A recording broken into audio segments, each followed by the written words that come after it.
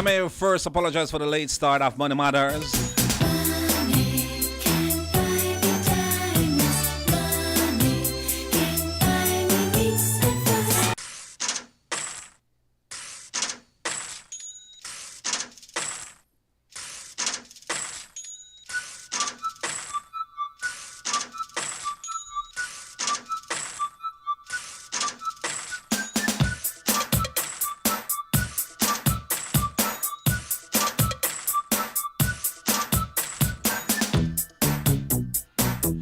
Yes, it's all about money. I'm going to take you live. When it comes to all of your financial ideas, a financial doctor, if you want to know to spend your money wisely and how to save, you got to listen to this man. Dr. Terrence Martin. Pleasant good morning to you. How are you?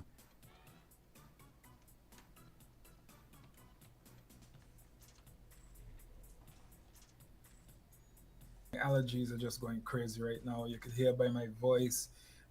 It's strained right now, but I think I couldn't miss today's show because I wanted to take the opportunity to really speak towards a topic that is so extremely important, Flames, that and I'm just not seeing it get the attention that it needs in the local media.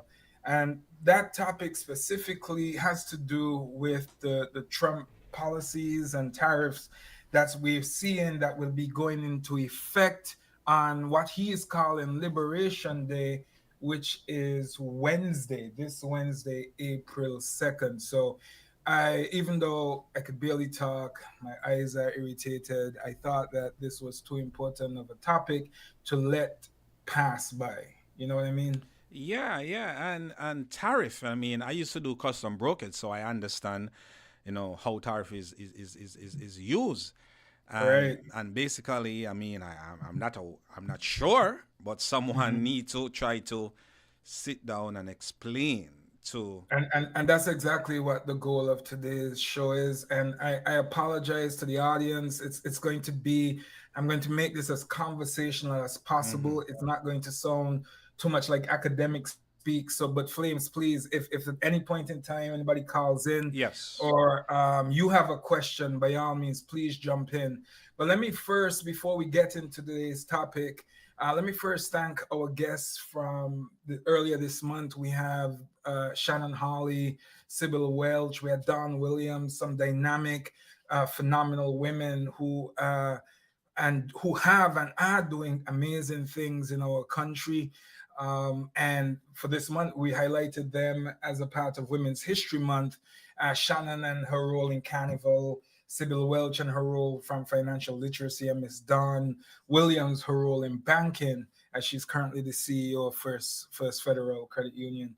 So I'm thankful for them for coming through to the show and sharing their story, sharing their path with our listening audience.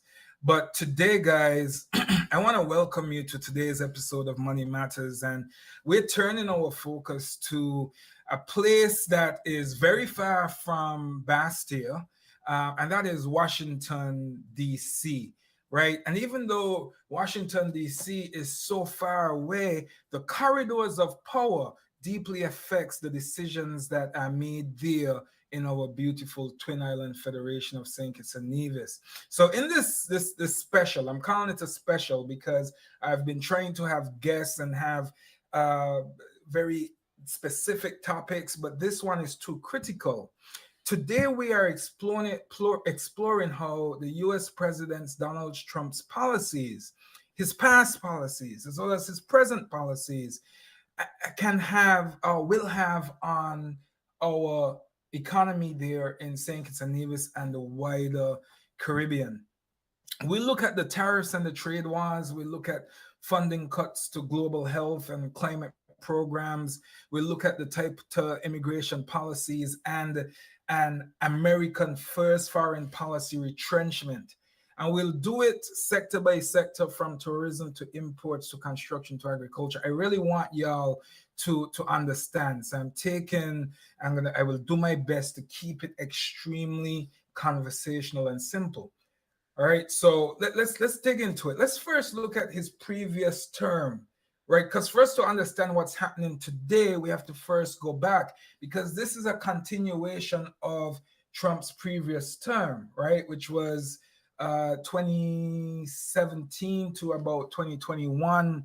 So let's start with a bit of history. When Donald Trump took office in January of 2017, he had this America First agenda, and that quickly made waves worldwide. For countries like ours, a nation of just 53,000 people who heavily tied to the US through trade, tourism, and our diaspora, those waves were soon felt even there in our shores, from Bastille to Capistelle.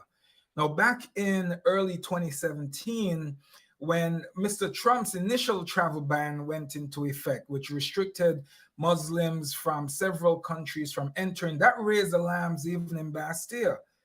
Why would a travel ban targeting places like Yemen and Syria worry a Caribbean island like ours? Because of globalization. And globalization means travel routes are interconnected.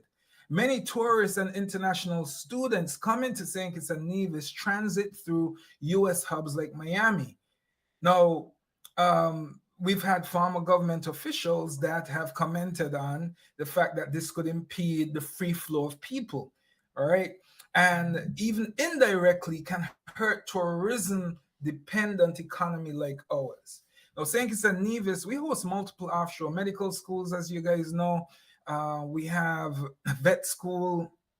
So we really try to attract students from abroad, but not just the US. We have African students. We may have students out of Europe and Asia as well on our shores. And these students make up a sizable chunk of our economy. Exactly how much, I honestly can't say, but I know they contribute significantly to GDP, because think about it. Spending on housing, spending on food, spending on other services. So if the US visa or transit policies make it harder for them to travel in and out of our country, that's a real economic hit to islands like ours, and especially our education, our housing sectors, our automobile rental sectors, etc. Now, during Trump's first term, the Caribbean watched as these trade wars and tariffs first became a centerpiece of US policy. Right? There was an all-out tariff battle with China, steep U.S. tariffs on steel and aluminum. We already saw the significant impact of price increases. I had a cousin that built a house maybe 6 years ago, and the size of the house, it took about $450,000 to build it. Today, that same house, is estimated to cost twice as much.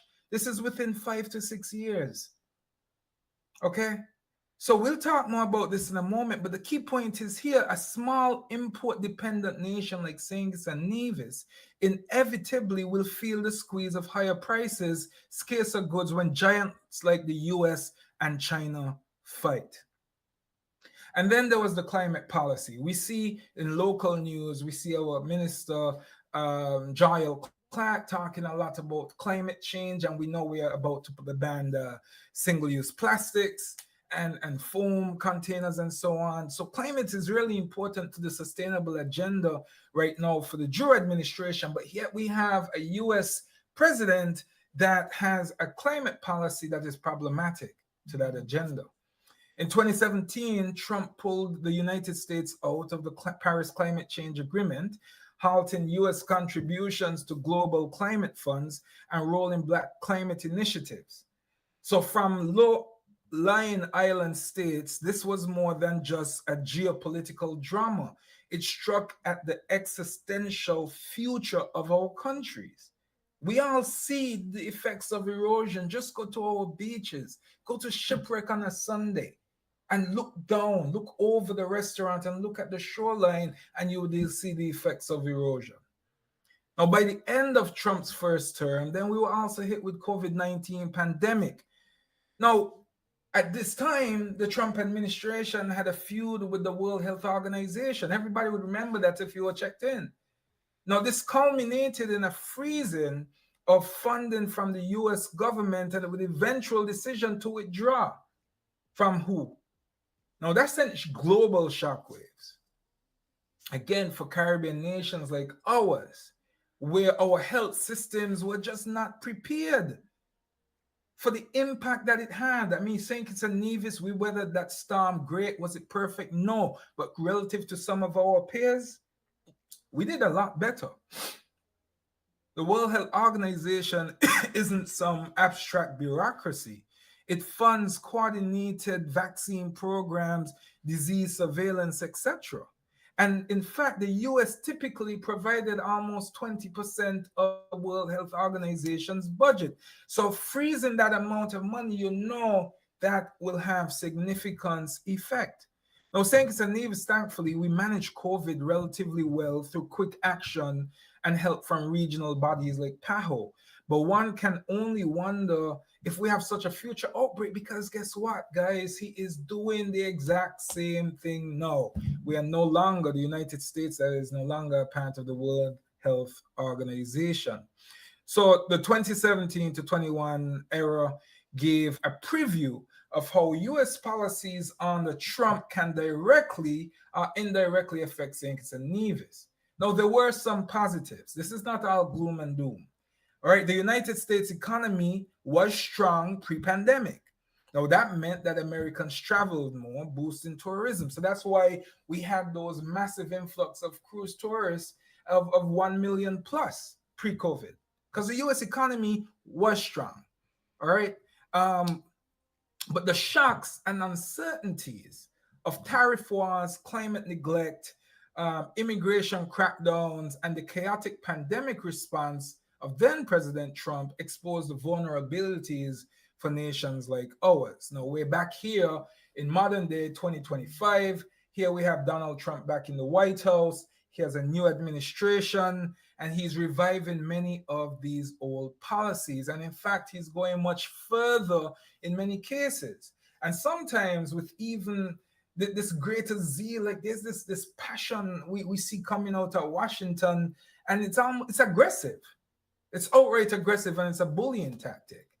So what does that mean for St. Kitts and Nevis going forward? That's what we're going to examine. I wanted to give a historical plane from which we will operate, right? So we're going to look at the impact across each critical sector in our economy. And we're going to first look at these trades and tariffs. You with me still, Flames? I ain't lose you, right?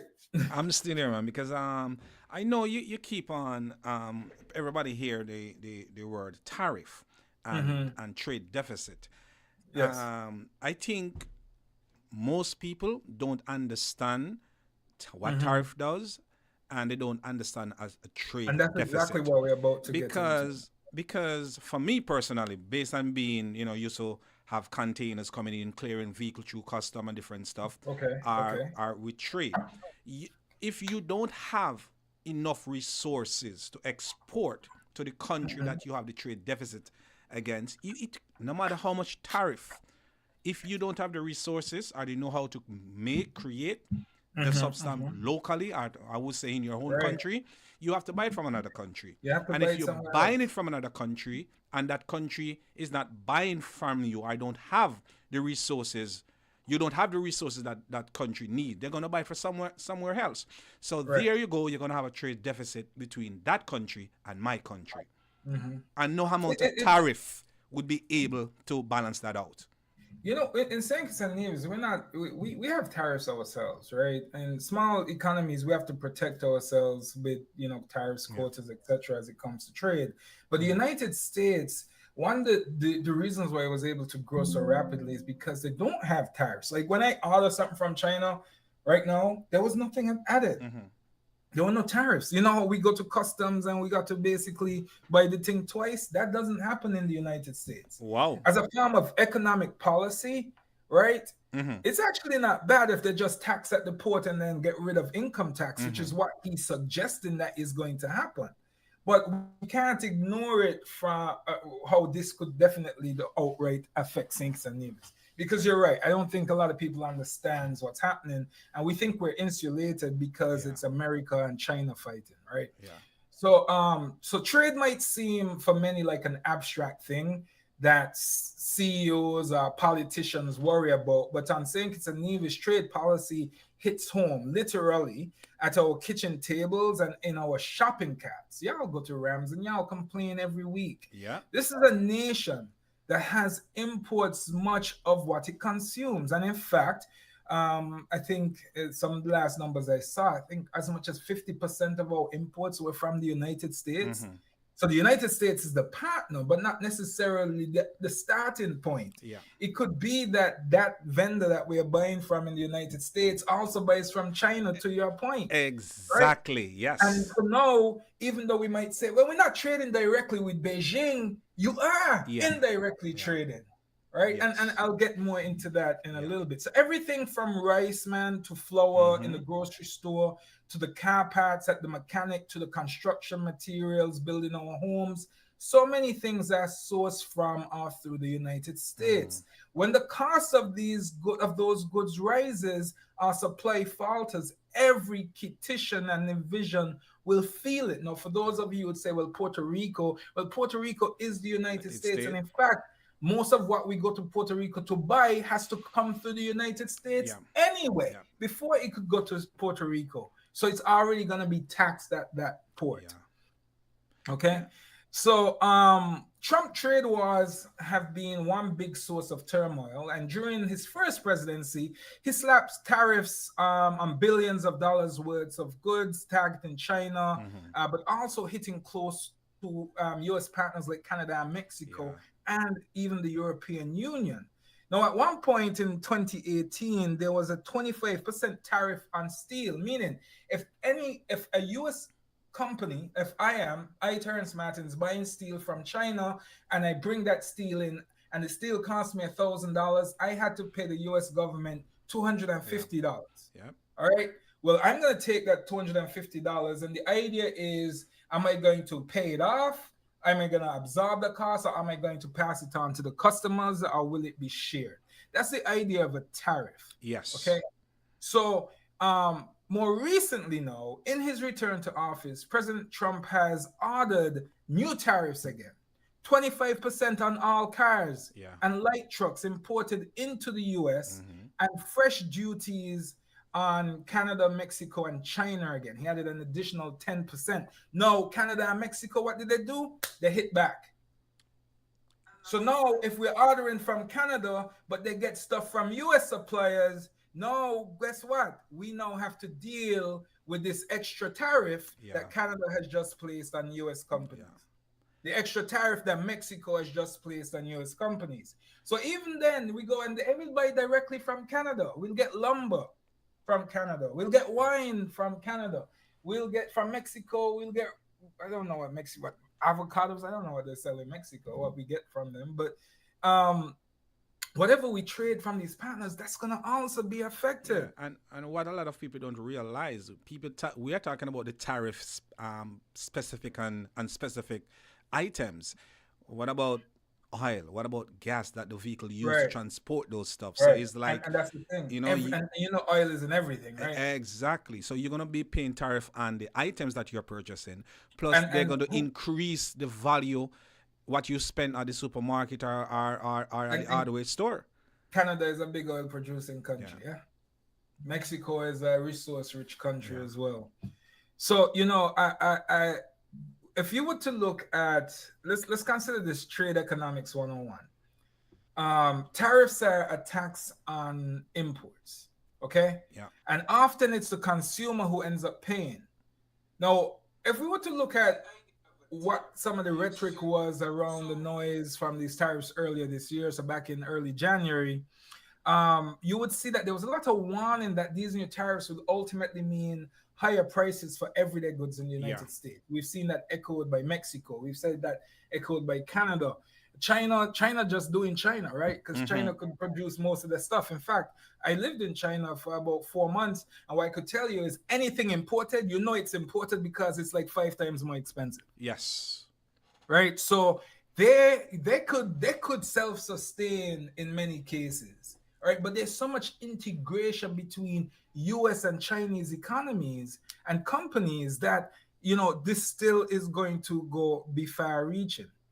right? So, and because we import so much from the US suppliers, those higher costs gets passed right on to us there in Bastia and in Charlestown. So picture a Kittian family shopping for back to school supplies in August. Because these tariffs goes into effect on Wednesday, guys. This Wednesday is Liberation Day according to Trump. Also, imagine some Division contractor buying an American-made appliance. Yeah. Suddenly, prices have gone up, and not because of anything that happened here, but because of a policy decided by in Washington. Yeah. So I want to break this down to a tangible examples, right? So you have the U.S., Canada, and Mexico, right? Huge trading partners, tightly interwoven industries in automobile and agriculture. In fact, my car was assembled in Mexico, right? And it's a Honda. The U.S. imports a lot of food from Mexico and Canada. Think winter vegetables, think grains, and even a lot of the processed food. So there's 25% tariffs. And the avocados as well. I'm sorry? Avocado. The avocados, exactly.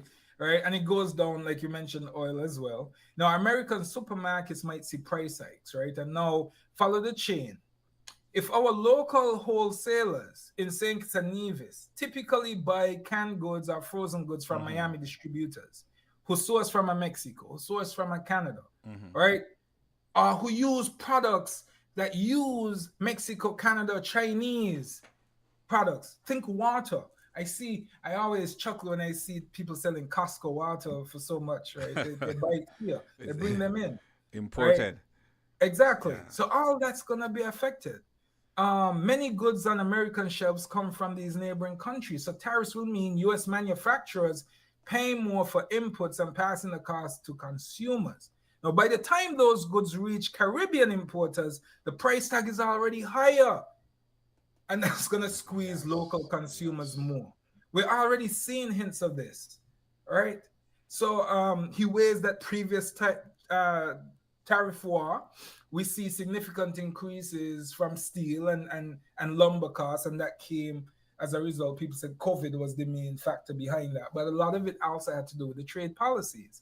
Now, imagine a small electronics shop. I think there's Royal Electronics or some store like that there in St. Kitts, and they found the price to import Chinese-made smartphones, which they like Huawei, which often get via sometimes US distributors. They find that price jump significantly. So now they say, well, we'll go straight to China. Well, what did President Trump do? If you try to cut out the US vendors, right, Flames, look at what he did. May not if you hear about this. But if we try to cut out the US vendors and say, we'll be smart and we'll go directly to China, you know what Trump did?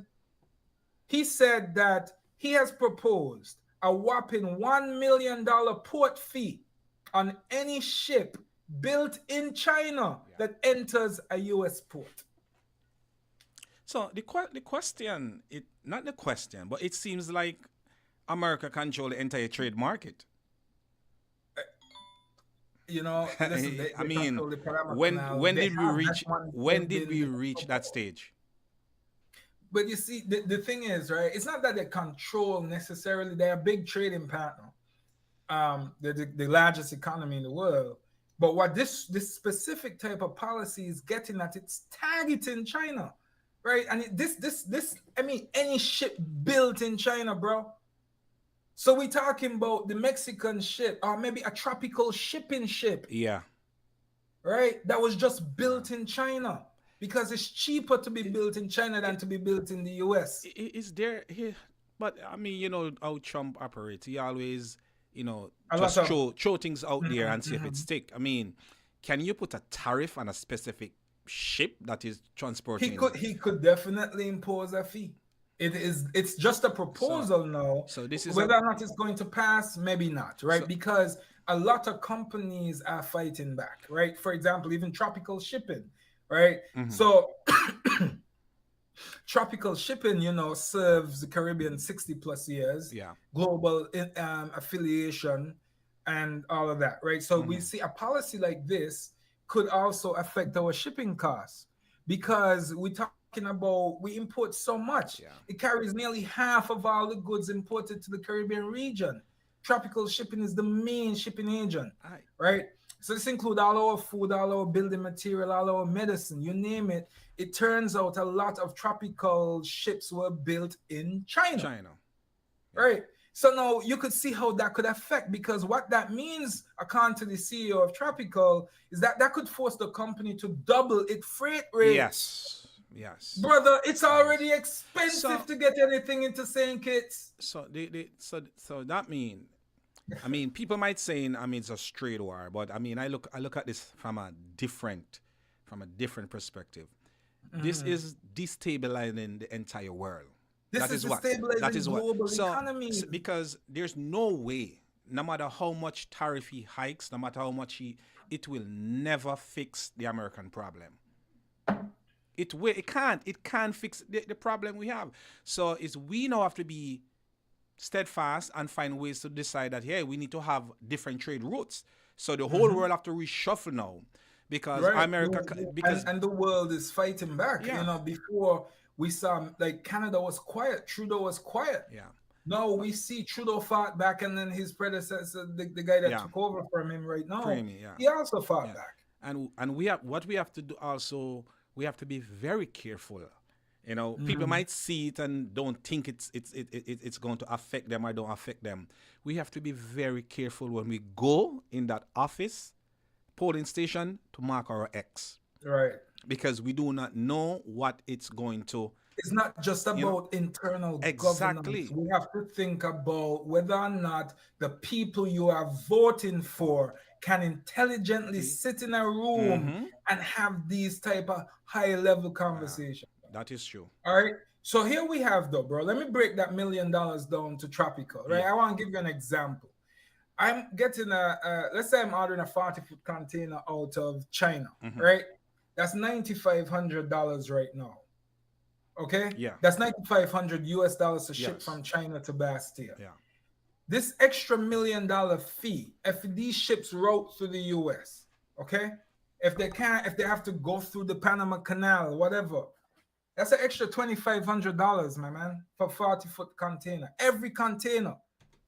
That's a 25% increase. That's how it's gonna filter down. Yeah. That's what they're thinking the increase would be. So think about Rams that brings in everything. Yeah. Think about Marriott that brings in all their food out to the US as well. I used to be the purchasing supervisor at Marriott. I brought in almost 2 containers every week.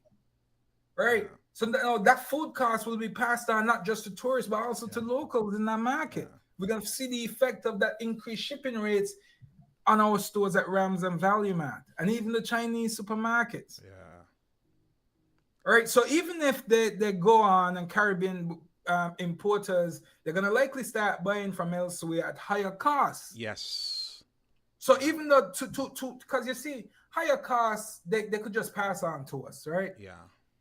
But the shipping costs and so on, then they will have to spread that out strategically, and then you could look online, you could see the price of things, you could do your own math. Yeah, and a barrel that used to cost 110, now it's 190 to ship it to St. Kitts. And you're gonna have to pay that. Yeah. So another angle, though, when we look at from trade from this perspective, we need to look at it from our own exports. Yeah. Even though we don't export a ton of stuff on a global scale, we do have some niche in like manufacturing, right? I know we had some manufacturing thing that used to assemble different electronic components.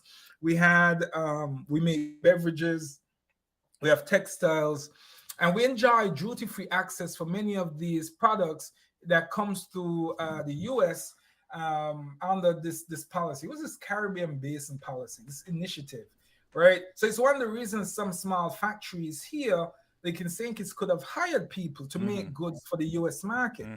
So there was a concern in Trump's first term that this zeal that he has for bringing back jobs to America, that could have shut down even factories there in St. Kitts. And in fact, we have seen factories shut down. Think of the industrial site. Yeah. In the last 10 years, have you not seen factories shut down? I think, I'm not sure. So let me say, I think we saw St. Kitts Brush. I'm not even sure if Jaro Electronics is Electrofab. Electrofab. I'm not sure. I'm not sure. We'd have to do a little research on that. Okay, so we have to see. Yeah, but I know a few of them have been closed. Okay. So, when we look at that, we enjoy these benefits. So let's say that Trump is all America first, like he has been. and he wants to say, we have this factory there. I think like there's a factory in Sandy Point or some of those in the industrial Mm-hmm. side. He might be Jaro, I saying think it's like, hey, Jaro. bring yeah, yeah, yeah, like Jaro. bring back those jobs to the US. Yeah. If they're US companies, right? They might say, bring back those jobs, right? Even though they're no real threat to US jobs, the few people that are employed by these companies, right? But what Trump is doing is targeting taxes of these companies that have these out off country what you call it, outsourcing, who have outsourced jobs like these. Yeah. So there's an interdependence. A tariff in Washington is effectively a tax on consumers in Bastille. A port policy aimed at Beijing, right, or Mexico City or Ontario could decide whether a mom in Charlestown pays $5 or $7 for a pound of chicken, right, shipped in from Miami. And those prices might be ridiculous. I'm sure it's more expensive than that, but you get my example. You know, Yeah. as one Caribbean commentator was saying, that a trade wars among major powers threaten global economic stability, to your point earlier, right? No, so for the people at St. Kitts and Nevis, look, Trump's tariffs policies aren't just headlines about steel and China. They translate into the price of food on the table, the cost of building a home, the fate of local factories. It's a reminder that even distant trade wars can spill Yeah. into our markets and into our wallets. Yeah. Now, that's just one piece of the puzzle. Let's look at the lifeblood for a minute, Dwayne, on St. Kitts and Nevis's economy. What do you think is the lifeblood of our economy? Tourism. Tourism. Yeah. So let's take a look at tourism.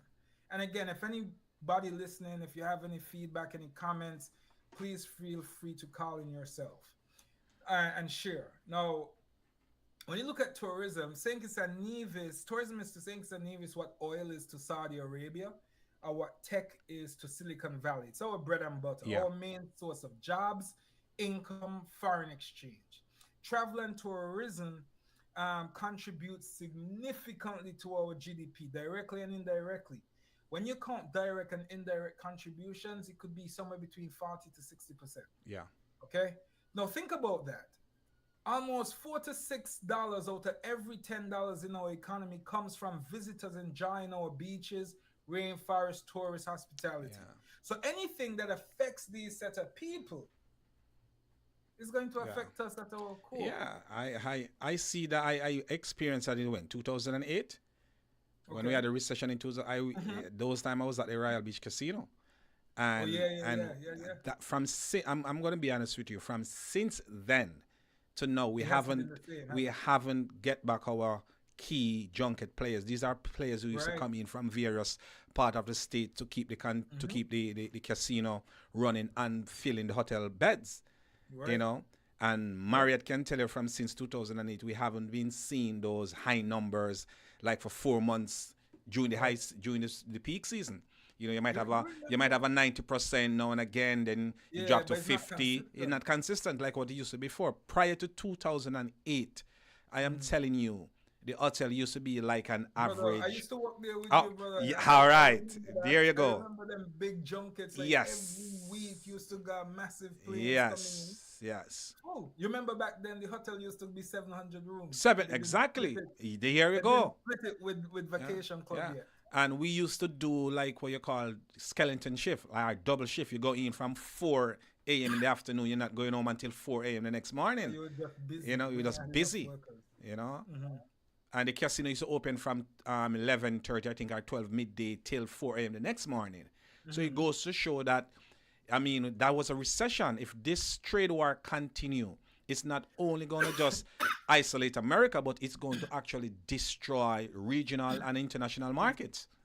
And that's exactly why I wanted to have this show. And you could hear my voice as Yeah. well.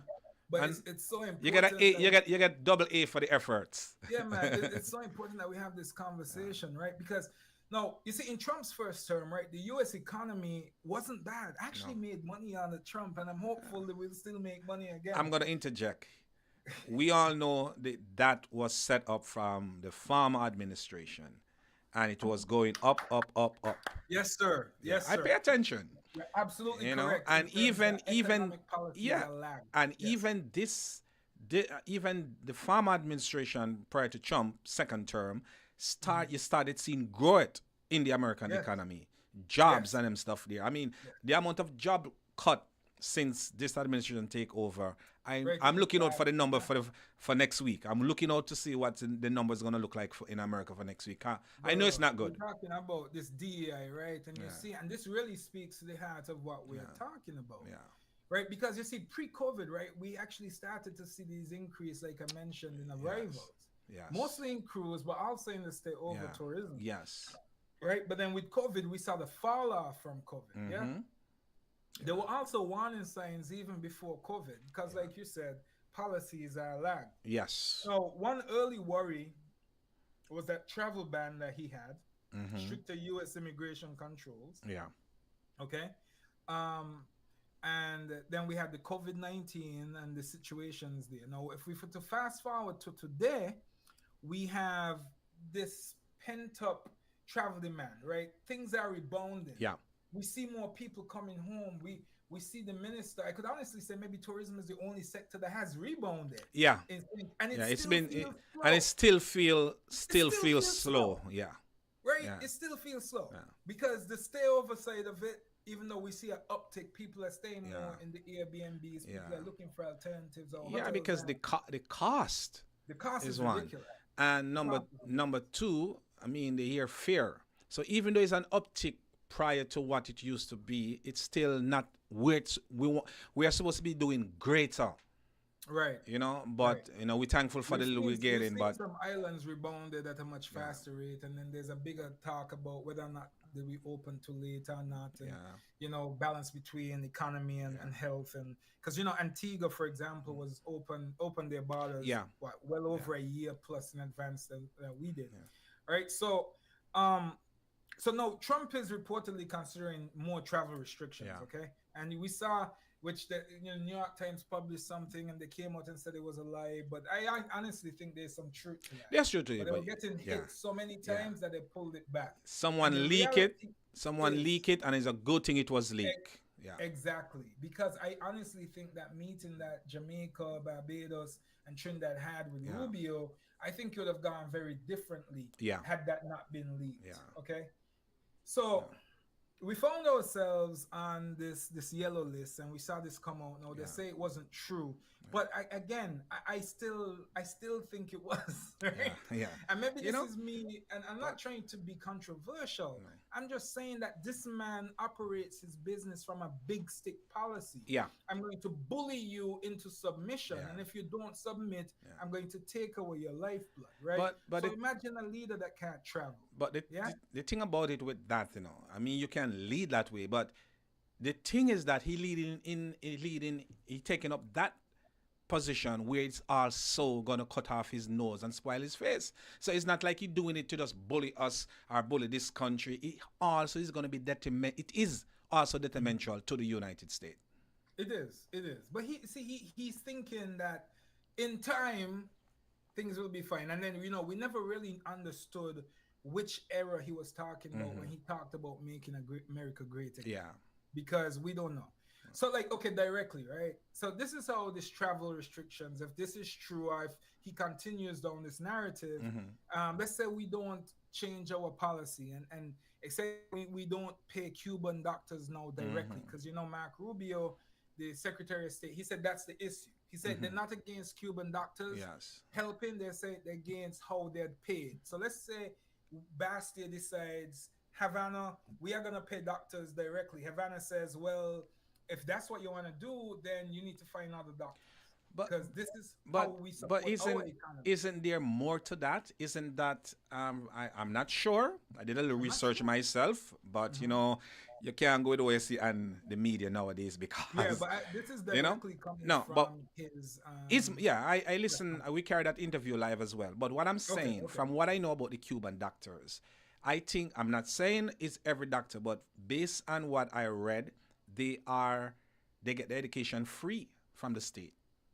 So Okay. I guess maybe there is some part of it where Oh, so it's almost yes, like they're bonded. But I S- think it really comes back into paying.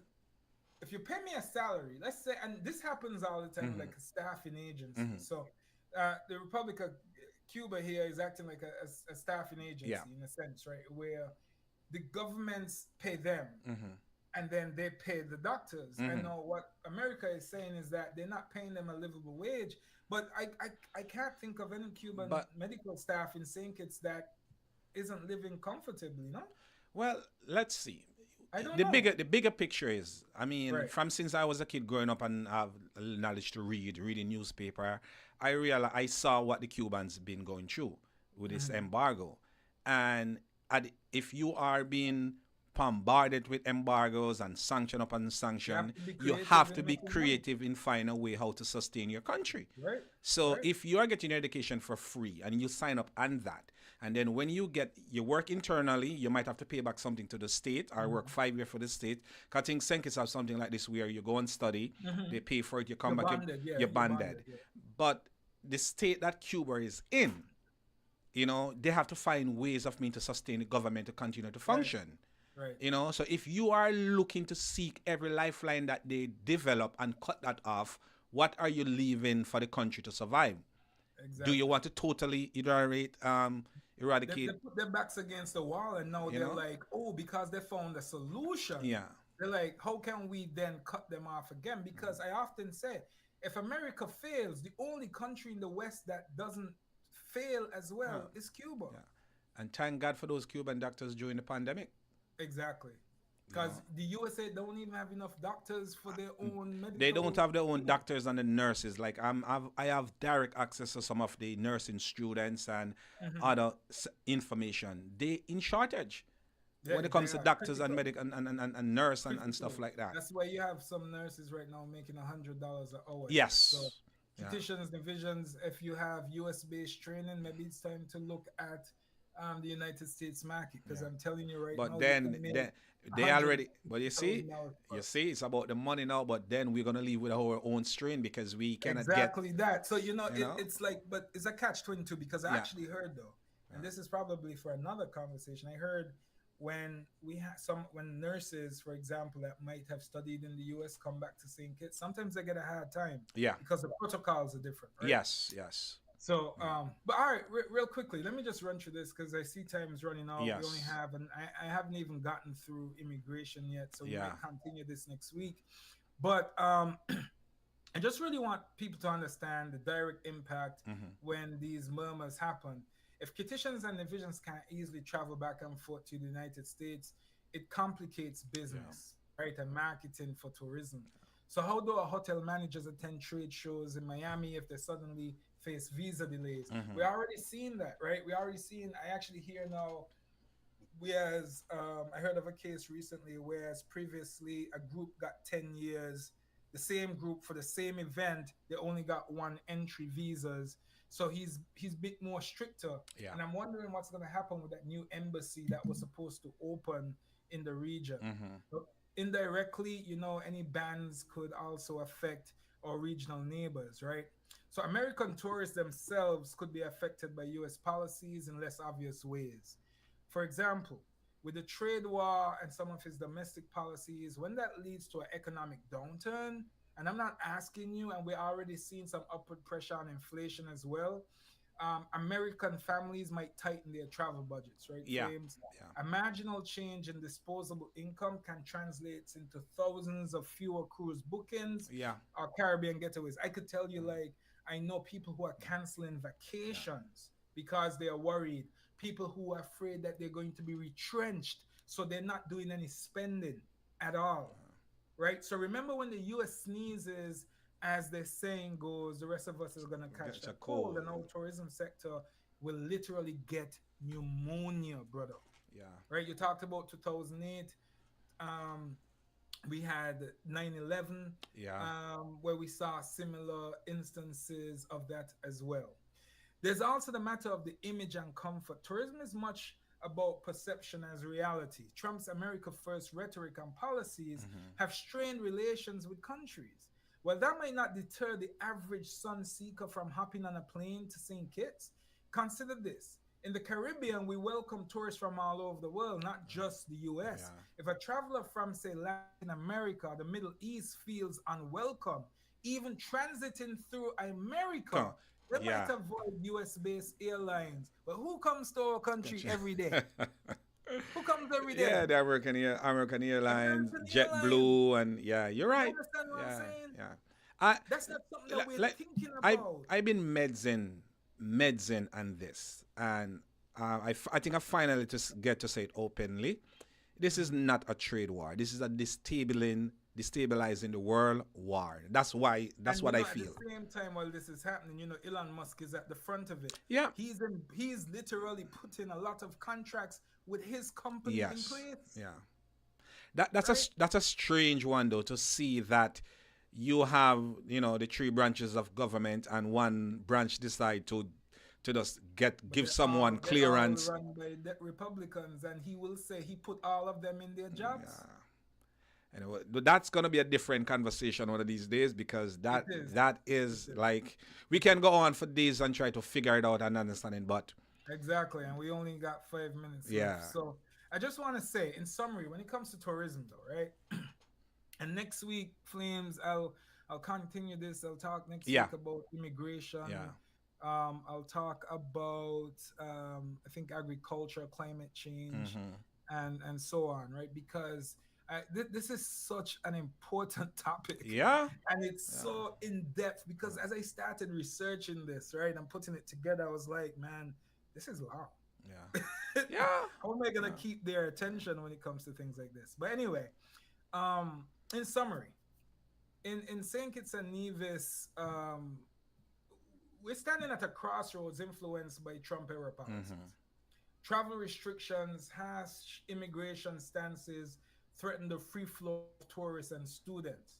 Now, economic and perception shifts in the US influence how Americans travel. yeah, Right, we already saw people traveling less because of what happened with in Washington D.C. with the crash, because of the air traffic controllers, because Trump yes, sent so many yes, people home. yeah, yeah, Right, we're already seeing that, so people are not comfortable no, traveling, and now this is compounded by all the other noise yeah, that's happening. no, Travel mm, restrictions, harsh immigration stances threaten the free flow of these people. yeah, Economic perception yeah, shifts in the US influence how Americans travel. yeah, And the world views travel through America. yeah, And and the biggest long-term threat, climate change, is magnified by the rolling back yeah, of global climate efforts, putting our tourism assets at yeah, risk.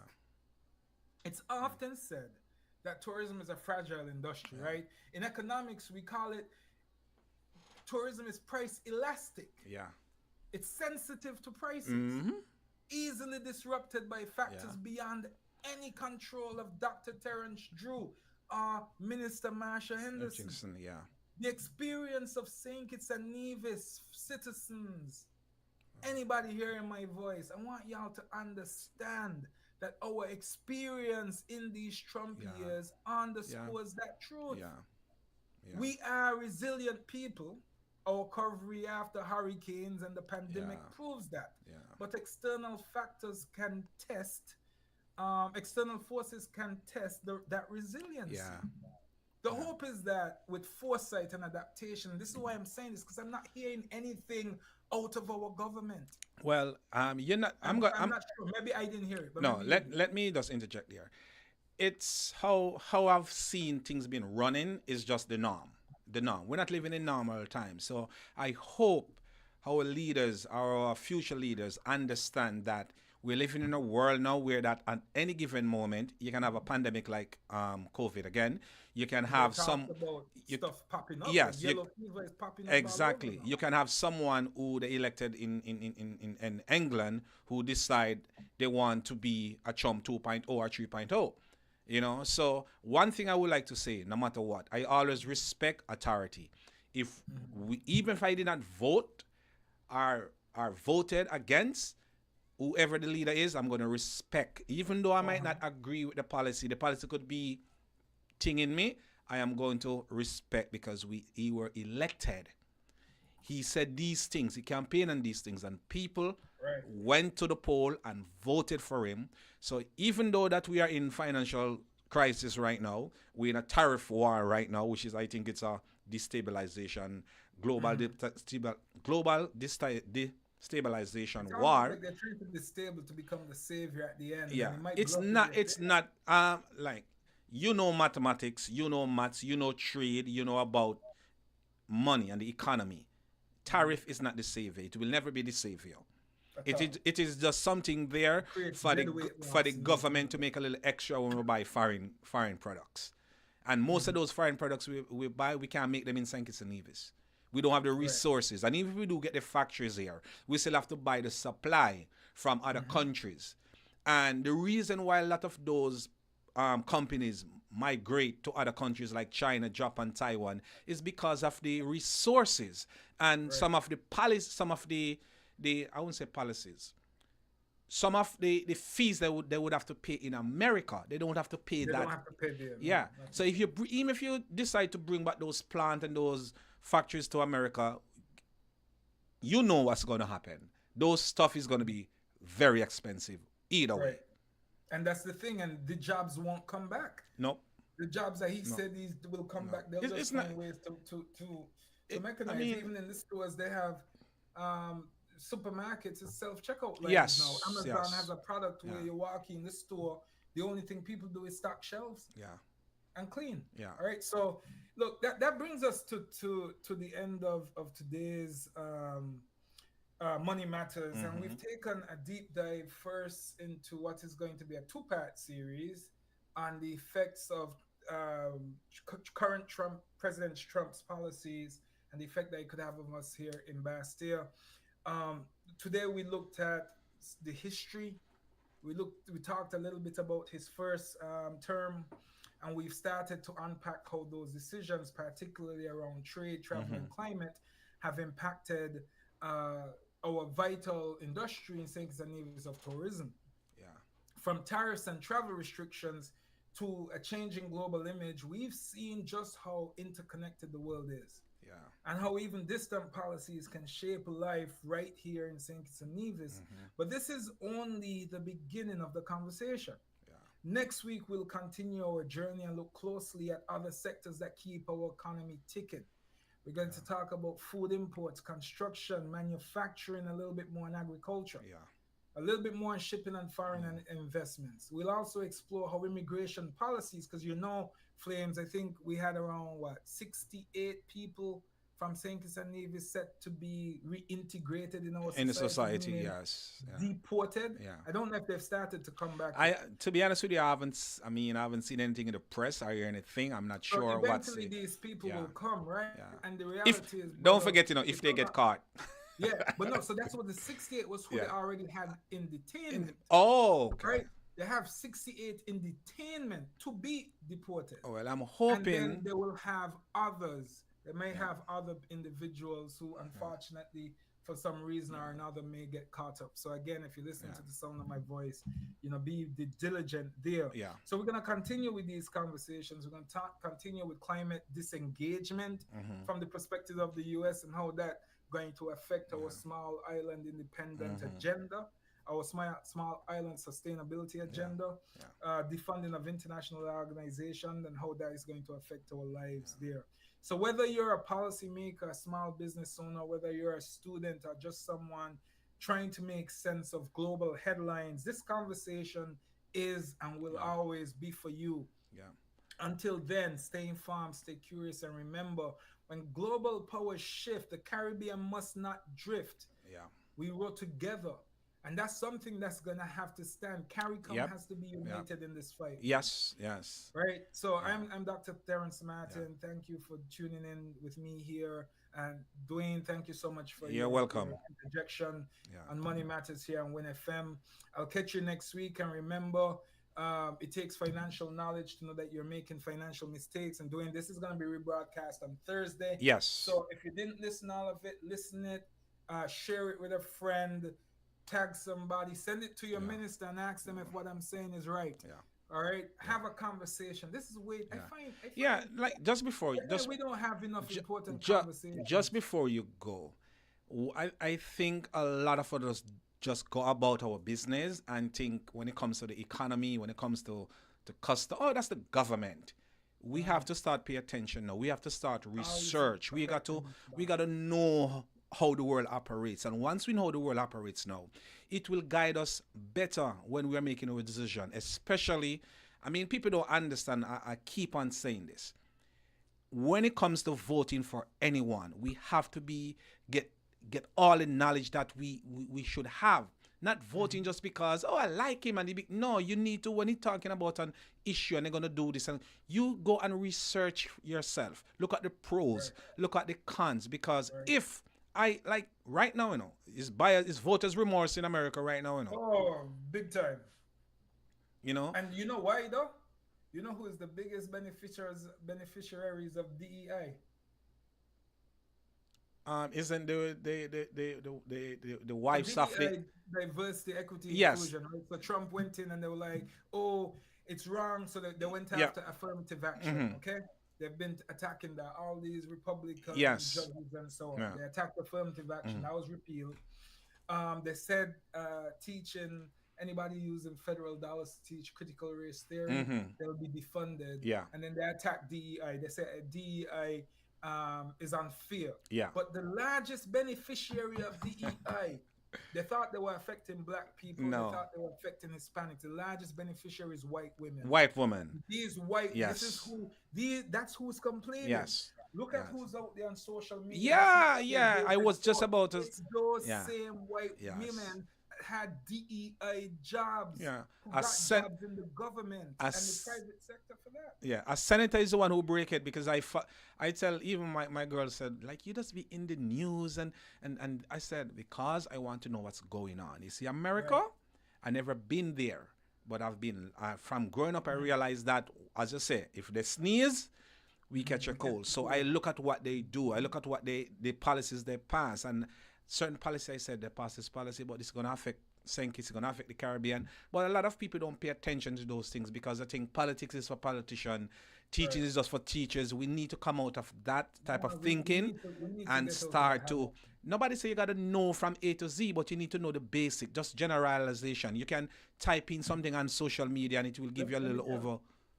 Go ahead. I want to tell you, Dwayne, I know, like, so you're a DJ, right? Yeah. You know, you work in the music space, entertainment space, and you could understand that genre, that industry. Yeah. So you may see things happening. You may see, like, St. Kitts has a downturn in attendance to parties because you're out there. You're paying attention to that.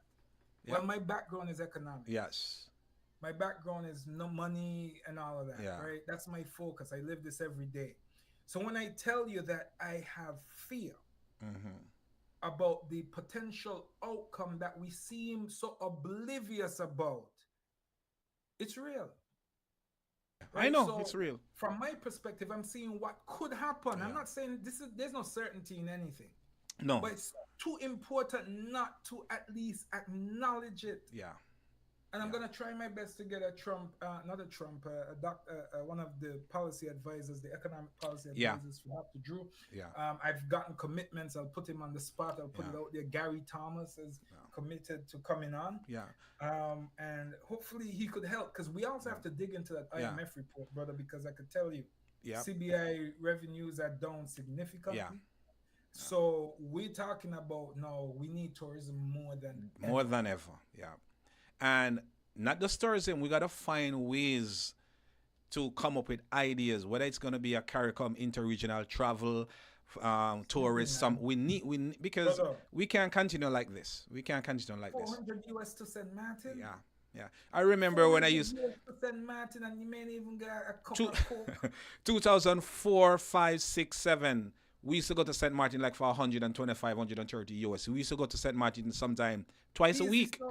Twice a week. I remember I went to St. Martin in 05 for 195 VC. Okay. They'd be 195 US. My first St. Kitts passport is stamp out St. Martin. All the pages. Because those time I was a dealer at the casino. When I say dealer, I mean table game dealers.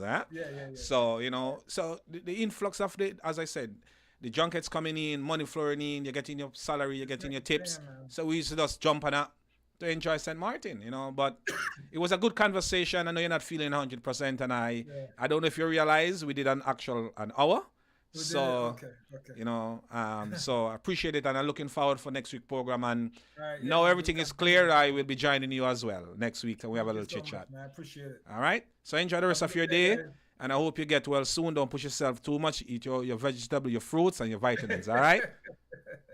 All right, man. Have yourself a good afternoon. All right. Stay safe.